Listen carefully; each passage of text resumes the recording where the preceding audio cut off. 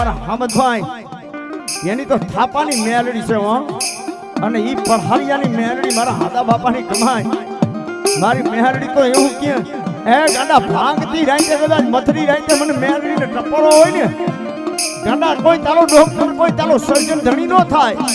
અને ગાડા મથરી રાઈતે જો કદાચ મને મેલડીને હાથ પાડ્યો હોય અને દવાખાનામાં મરેલા મરદા બેઠા નો કરું ને તેથી તો પહાડિયાની મેલડી નો હોય પહાડિયાની મેલડી નો હોય